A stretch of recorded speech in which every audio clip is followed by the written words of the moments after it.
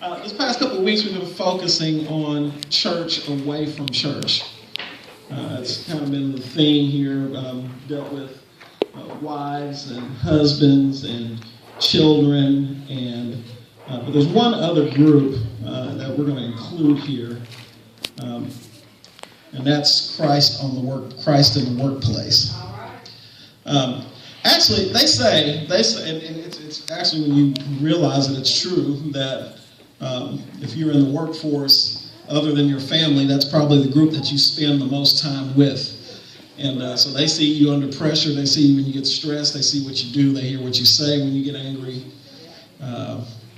How is your display of Christ in a place where people are watching you many times when you don't realize that they're watching you? So we're going to ask you to turn this morning into the book of Ephesians, the 6th chapter. Ephesians, the 6th chapter. And I'm going to ask Sister Deanne Harris to pray for this morning's word. Dear Heavenly Father, Lord, we come with grateful hearts, Lord, just thanking you for all your many blessings. And Lord, we ask now that you would just pour your Spirit out on this place and each and every one of our hearts. Father, we ask that you would prepare our hearts to receive your word. And we ask you to pour your Spirit out on your minister of the hour, Father. We ask that you would just empty him of himself, Father, and fill him up with you. Yeah. Lord, we truly want to hear from heaven, and we just ask that you would minister minutely to our hearts and give us what we need, Father, to be what you would have us to be light and salt in this dark world. Pour your Spirit out of this place, Father, and we'll forever give your name all the praise in Jesus' name. Amen. Ephesians chapter 6, if you have that, say go. Go. Starting at verse 5. Servants, be obedient to them that are your masters according to the flesh, with fear and trembling and singleness of heart as unto Christ. Not with eye service as men pleasers, but as the servants of Christ, doing the will of God from the heart. Now, how much different would work be if that's how you treated it? Right. With goodwill, doing good service as to the Lord and not to men, knowing that whatsoever good thing any man doeth, the same shall he receive of the Lord, whether he be bond or free. I'm glad he wrote verse 9 in here, because see, those last three verses we just read, that's about employers or employees. This next verse is you get your boss too. He says, masters, do the same thing. As masters, do the same thing unto them, forbearing, threatening, knowing that your master also is in heaven, neither is there respect of persons with him. You may be seated. Yeah. This is a practical lesson today. Certainly impacts everybody unless you don't have a job. If you don't have a job and you stay at home, last couple of weeks' lessons were ideal for you. But if you're out in the workplace, you know the stresses and the challenges of working in the secular world. How many people here are employed? Wow. Yep. And hey, kids, you notice that you didn't have to raise your hands. It's coming, right? It's coming. As soon as you get of age, it's time for you to get a job. Yes, it is. Let the church say. These lessons that we've had in Ephesians have been a highly practical. And today's lesson kind of resonates with me because this has been on my job, has been like an exceptionally crazy week. Right? I mean, we got stuff uncovered and people making choices above you that are kind of, just kind of like hot potato syndrome. Whatever decision they have to make to get it out of their office and onto your plate. Yes. And so that can be very frustrating. And when we get frustrated, sometimes we kind of forget reason. Sometimes we can kind of lose ourselves when we get exceptionally frustrated. Am I talking to anybody? Yeah. Me, I know kind of some stuff that's kind of coming down the pike before it comes. I know when I make a decision that sometimes my people are going to call me back and kind of be fussing about it And the more they fuss, the more I shift off of my peaceful center. And so I wish I could say that I was perfect in doing this, but one guy this week got particularly under my skin, and I got kind of in a heated discussion with him. Have you ever gotten in a discussion that was so heated you didn't realize it was heated? And then when you look up, people are just like kind of looking at you like, well, dude, you know what's going on. And so I had one of those this week, and it was very easy for me to kind of shift into that area because I let my flesh take over. And so I don't recommend that to anybody, mainly because you're surrounded by people, especially as a professing Christian, that look for those moments, and especially in the work environment, because I don't know if is anybody in here fortunate enough to work around all Christians all the time. Not that that would necessarily make this easier to do. In some cases, it might make it an even bigger challenge. But you have a lot of anti-Christ mentality in the workplace, and you have people that are waiting for you to make an error for them to be like, I call your Christianity into question. And so, it's the audacity of that. That's a whole other message. But we are in a position as the children of God that every sphere of our life should be permeated by Christ. And the workplace is no different. And so I'm praying that, you know what I want? I want next Sunday for somebody to come back and be like, man, Pastor, that message Sunday helped me get through the week. Because, so-and-so would have said that last week and I would have just snapped twice before thinking. And I didn't do that this week. So this is one of those messages where you can plug and play. Let the church say amen. Amen. First principle, it says in verse 5, is the one thing we don't like doing. What is that? Being obedient. Be obedient.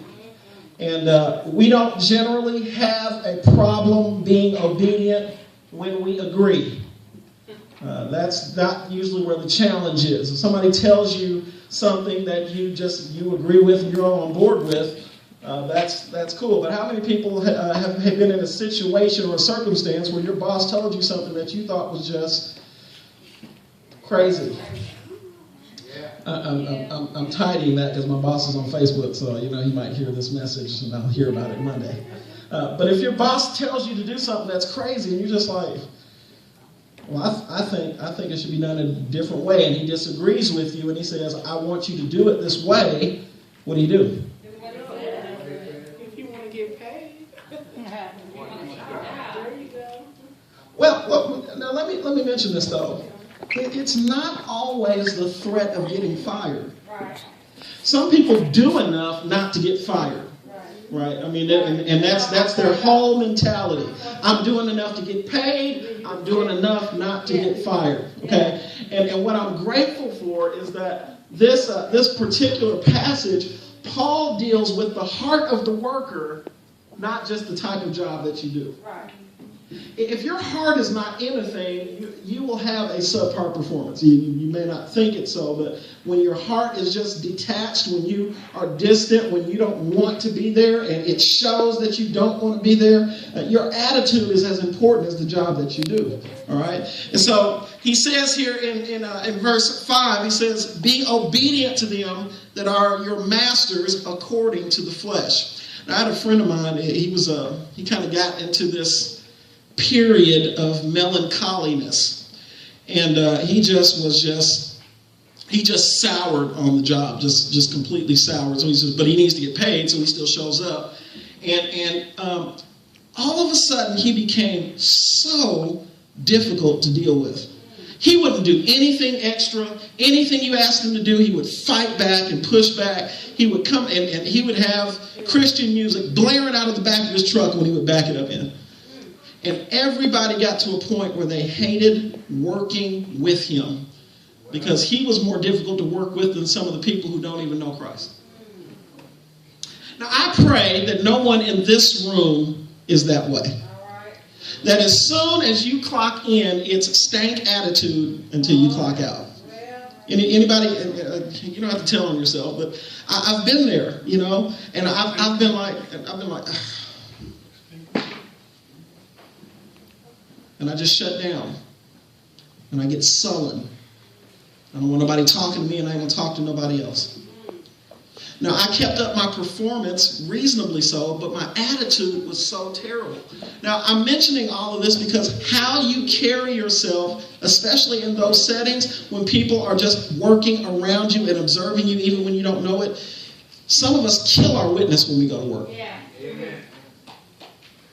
There's nothing Christ-like about us when we get there. And so Paul is saying, listen, I'm concerned not just with how you carry yourself in the church, because we generally have no problem acting somewhat Christian-like in the church. We all agree with that? And then when you go to your homes, for the most part, is that par for the course? Pretty Christian-like at home? Everybody pretty Christian-like at home? Are you with me? Or are you thinking about the times you weren't Christian-like at home? But somehow we think the type of employee we are doesn't matter. And so what Paul here says, he says, listen, servant, I like that word. In this sense, he's talking about a bondservant, but if we got the mindset and the heart of being a servant on the job, a servant has one disposition. I want to make my master happy. Right? Now, when we displace that, and the thing that we're fighting for is our right, it messes with our attitude. Look what he says. He says, be obedient to them that are your masters according to the flesh. He says, I'm not getting it twisted. I understand those are your earthly masters, and you have and God is over and above what your boss tells you to do. But that is not a doorway for you to be difficult in the name of being a Christian. Anybody with me? You got people that won't do anything extra. They won't work extra. They won't give any extra effort. And some spin that back to, well, I'm living for something greater than this. No, well, actually, no. Listen, how you live in this world is tied to what your expectation is in heaven. All right? And so he says, servants, be obedient to them that are your masters according to the flesh, with fear and trembling, in singleness of your heart. Now here's the kicker. As unto Christ. Now, do you treat your boss that way? I don't. I get tied up in those discussions too about, man, I wish he should have done this. I don't know what he was thinking when he said do this. Why are we doing it this way? My mind can get trailed off into that. And so he says, wait a minute, put a pause on that. There should be one person in the office who is obedient, who will do what is called for, because they are not working for the paycheck. Now listen, I would not be happy if my paycheck wasn't there on Friday. Has that ever happened to anybody? Yeah, that's all right. And I should add in here, this does not mean, because I don't want to confuse you, there are processes in place for equal treatment. All right? And it's not wrong for you, if you're being mistreated, it is not wrong for you to pursue those company procedures in place for fair treatment. That's not what he's talking about here. But he is dealing with your attitude. And when you get there, everything that you do through obedience, through the way you do your job, you should be diligent. You shouldn't be stealing on the clock. You know how you steal on the clock? Yeah, when you clock in, but you're not doing the job. You shouldn't be doing that. All the stuff that just drags down the office, the Christian in the office shouldn't be responsible for that. We shouldn't be the ones cussing people out when we get mad.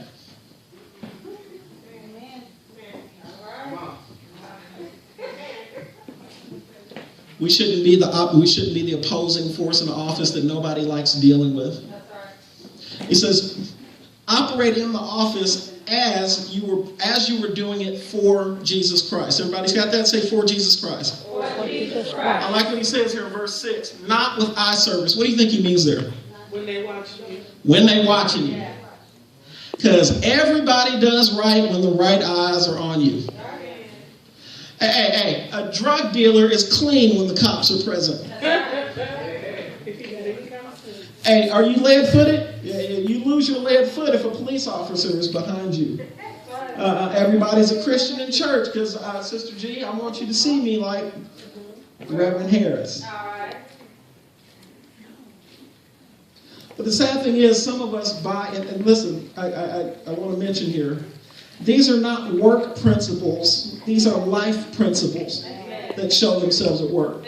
And now I want to tell you, if you are doing the wrong stuff at work, that's likely just fruit of you doing the wrong thing elsewhere, and it's tied not to what you're doing outwardly, but it's tied to your heart.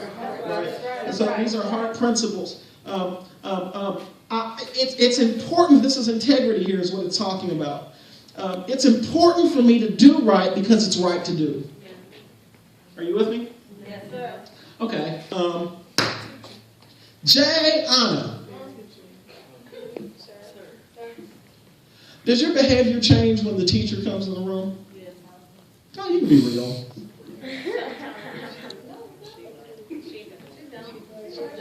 I didn't say that she's bad or good. I'm just saying. Right?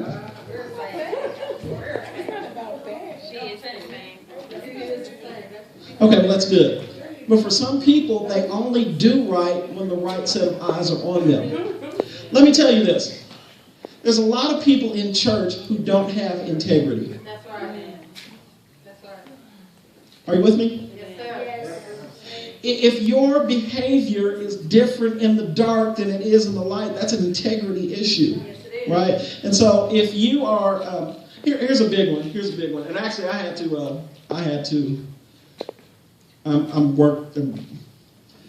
So the boss said, no Facebook during work hours. None. Okay? And I get there at 1:30 and my boss leaves at 5. So from 1:30 to 5. That's no problem. No problem at all. Click away. Now, I am a machine. I am a computer typing machine. But I'm the last one out the door. And so, somehow, our office has like 10 people and like 8 of them leave at 5 o'clock. Like so it's 2 of us from there to 10 o'clock. And I'm one of those 2 people. Now, when he leaves, and it's just me and Anthea working our system, he's not looking over my shoulder. But he still said, during work hours, not his work hours. That's right. No Facebook. No streaming media. You know, streaming media, yeah, see, that broke my heart. See, when it got real slow, I'd YouTube it like a mug, man. I'd be like, And he said, stop that. Now, I'm not going to stand up here and tell you that I've been perfect in doing that. I'm going to be real in the message. I'd be like, if there's no threat, now listen, if there's no threat of punishment, then sometimes I get loose in my behavior. That's an integrity issue. See, because according to this, he should be able to count on me. Now, I'm not talking about everybody else. I'm the one that said I am a CHRISTIAN, right? And so he ought to be able to count on me. If nobody else, if 9 out of 10 people do the wrong thing, the one person he ought to be able to count on to do the right thing is me.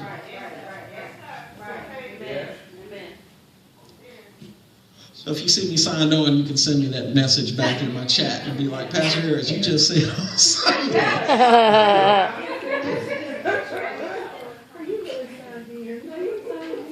So that's my cell phone. The cell phone's just on there. Now I want to take this deeper. This is one of the biggest principles that we're dealing with in the church today. Is eye service as men pleasers. We stand up here and we preach our God-given heart out about what we should do. Right? And If it's the right way, if it's said the right way, you get a few amens, and the principle is there. But really, the test of that, the real test of it, is do you do out there what you say in here? That's what I love David. I believe in Psalm 15 when he says, Lord, Lord, I want to walk in integrity. I want if somebody was watching me and I didn't know it, they wouldn't see any difference in what I proclaim and what I practice. That's how I want to be. Listen. Don't get caught up in a life pattern of only looking the part. That will take you straight to hell with an amen on your lips. Not with eye service as men pleasers, but as servants of God, doing the will of God from the heart. From the heart. Get it? From the heart. That's right. Listen, when God gets a hold of your heart, obedience will not be difficult for you because you want to please Him. I dare say that we are still dealing with people who do not have as their primary agenda pleasing God in what they do. If you've made pleasing God subservient to feeling good in the moment, you'll do some of everything. If you think you'll get away with it. Amen. Thank you, Sister G. Amens were hard to come by this morning. I want God to be pleased with me in the shadows. Me too. I want to do it as the servant of God, doing the will of God from the heart. Different pattern here when you're doing it for recognition. If I get a pat on the back, if I get a nice bonus attached to this, I'm all out for it. My boss, they kind of know me as Chicken Wing Tony. Because when we do good stuff, we get like the District of the Month, and we had it for a year, and we were just, whenever you do that, you get a little bonus, and that usually means chicken wings or pizza. And so it got to a point then when we were doing good stuff, I'd be like, are we getting pizza for this? So is that my motivation? If we get chicken wings here, I'm all on board. But God wants me to do the right thing. God wants me to be on board because I'm serving Him, not for what I get out of it. Verse 7, with good will, doing good service as to the Lord and not to men. That will transform your life when you live that way. If you are doing what you are doing so that God is satisfied, so that God is pleased with you, you will take off in your Christian life. If you never rise above doing it to be seen the right way, you will always be stuck in a pattern of showing but not doing when the right eyes are not on you. Knowing that whatsoever good thing any man does, the same shall he receive of the Lord, whether he be bond or free. What's your greater paycheck? Are you with me? What's the greater thing that you receive?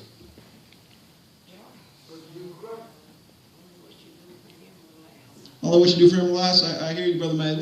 Are you doing what you're doing so that God is pleased? Is that of greater value to you than what you receive tangibly? Is it? Mm-hmm. Sometimes? It should be. It should be. In principle, it should be. It's not always. And sometimes we get caught up in the pattern of, if the value's great enough, I'll do it. But he sets here as the greater value, God being pleased with what you're doing. And listen, God is more concerned about who you are, the type of person you are, because the type of person you are drives what you do. Are you with me? All right. So we got that, but then somebody's like, well, I don't work for anybody. I'm the boss. Okay, well, he's going to come back here and he's going to say, well, you don't get off the hook just because you have power. Some people are different when you empower them. Yeah, that's true. They mistreat. A person with power that doesn't know how to treat people is a scary individual. That's kind of why we got to be careful even in the church of who we set in authority. Because if you put a title on somebody, then all of a sudden they start acting like the head person in charge. Say it a different way. Listen. Yeah. Well. And listen, God is concerned about how we treat people. If you get an authority and all of a sudden you start adopting a big I, little you mentality, that's a problem. That's a heart issue. Yeah. He says here in verse 9, masters, do the same things unto them. And it all comes down to how you treat people.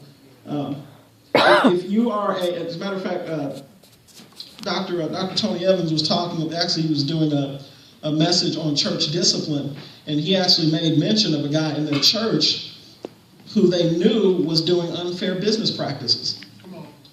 And the church disciplined him. Now you would say, well, isn't his business separate from his church life? No. It's not. And this passage here ties the two together. If you are a Christian, you are supposed to be a Christian in whatever circle you're in. Situational Christianity is what's killing the witness of the church. Y'all with me? Well, this is Amen. Man, I'll buy an amen this morning.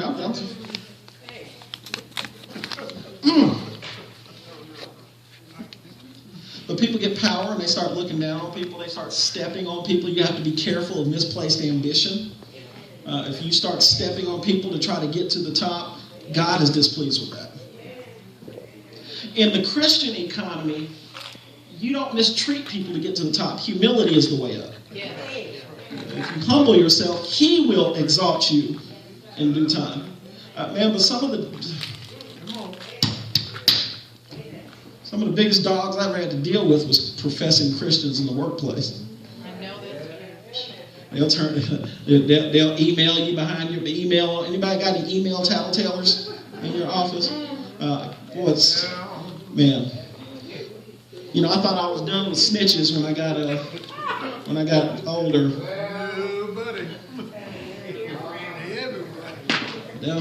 They'll be in the boss's office on you in a second. Which is why, again, that's another practical reason. Now, just aside, now you should do it to please God. That's reason 1A. But another reason, somebody's always watching you. Hey, take that practically. Even the people that smile in your face sometimes will be the very ones that'll dog you out if they think it'll get them ahead. Am I with somebody? Listen, you ain't got to say amen on that one. I deal with that every day. I got managers that'll throw you under the bus and will lie on you about conversations that never happened, or they forget a conversation that you had. Conveniently so. The church people don't even give a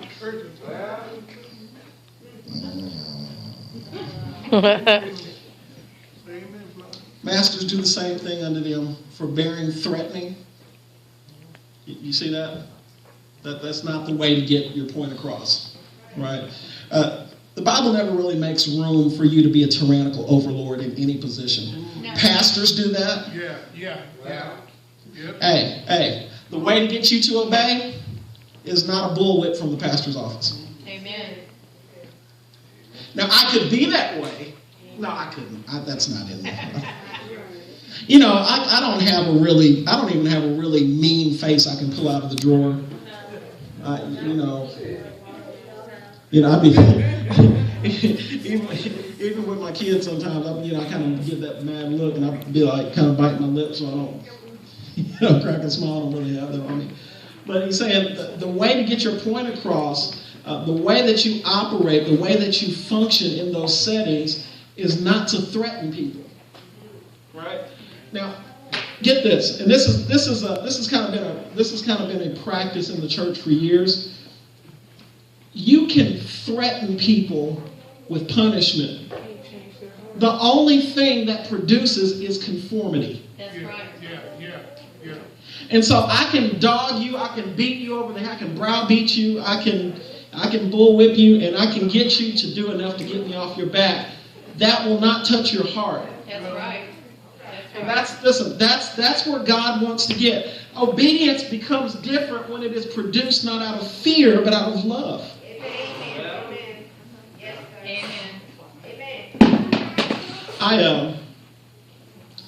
And I'm talking specific to the workplace, man. I love my boss. He's a godly man. I know he has faults. I know he's imperfect. But he's been there for me, and I remember, man, when I've had a couple of heavy, not to go into it too deep, but I've had a couple of heavy losses in life. And, man, I've been able to, I sat in my boss's office and he just shut the door and hugged me and let me cry on his shoulder. That's my boss. Wow. Right? And so I was just like, man, and now he's not perfect and he can get on my nerves as bosses can do. All right? But I would do anything for him. You know why? Because I love him. And I want to do what I do so that I don't put him in a bad position by something I'm not doing. You see?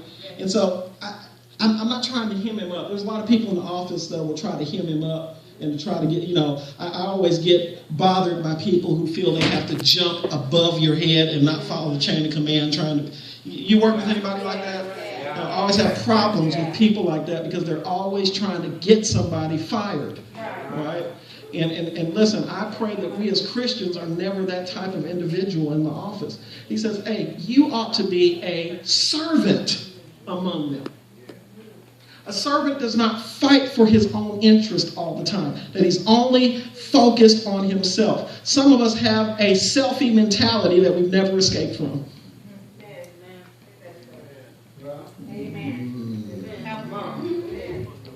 Man, I was getting ready to get into a message about narcissism. Because it always bothers, I'm always questioning is why you got to have a camera in your face all the time. Come on, sir.